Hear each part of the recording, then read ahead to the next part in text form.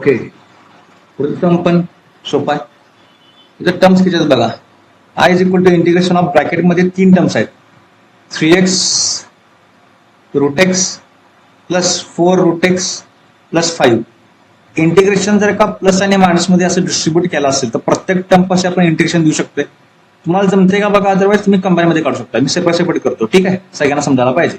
कसं करतो बघा, त्या 3 टर्म मी अंडरलाईन केल्या, त्यात प्रत्येक ठिकाणी इंटिग्रेशन घेऊन जातो. म्हणजे काय होणार आहे, integration DX plus integration DX plus integration DX. इथं कोण आहे, 3x इंटू हे एक्स म्हणजे कसं लिहू शकतो आपण, हे जे एक्स रूट एक्स आहे त्याला आपण लिहू शकतो 1/2. आणि या एक्सच्या डोक्यावरती काय नाही म्हणजे 1 आहे, ठीक आहे.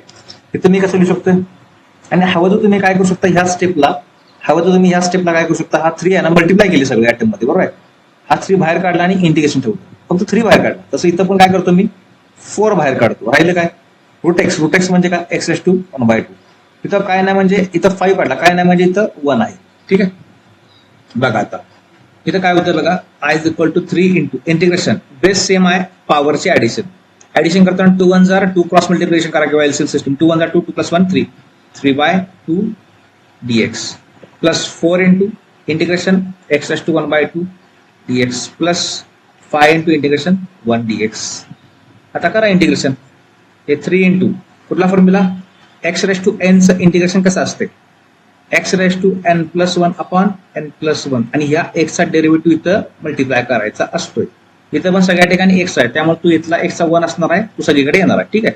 मग फक्त पॉवर मध्ये ऍडजस्ट करा, n+1 अपॉन n+1, ठीक आहे. इथे काय होणार, x⁻3/2 + 1 अपॉन 3/2 + 1, ओके, प्लस हे 4. इथे काय होणार, same formula, x⁻1/2 + 1 upon 1/2 + 1 plus with respect to X असताना 1 चा डेरिव्हेटिव्ह कधी पण x असतोय आणि हे प्लस c, ठीक. करा सिम्प्लिफिकेशन, झालं integration. I is equal to 3, हे झालं x⁻2 2 1 जार 2 3 + 2 5/2 आणि खाली पण काय आहे 5/2 प्लस हे 4 इंटू तर 2 1 जार 2 2 + 1 3/2 x⁻3/2 upon 3/2 plus x plus c, ठीक. सगळ्यांना माहित आहे a अपॉन b/c म्हणजेच ac/b. बघा इथं हे जे आहे ना, हे 2 मल्टिप्लाय होणार वरच्याला, सेम इथलं पण 2 मल्टिप्लाय होणार वरच्याला, ठीक आहे. पटापट करा. I is equal to 3 into हे 2 वरती गेलं, 2 x⁻5/2 अपॉन 5 प्लस 4 इंटू हे 2 वरती गेलं, 2 इंटू x⁻3/2 अपॉन 3 येणार, बरोबर आहे.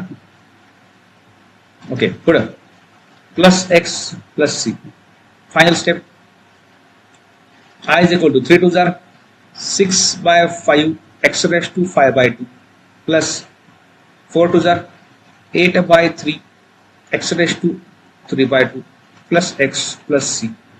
This is our final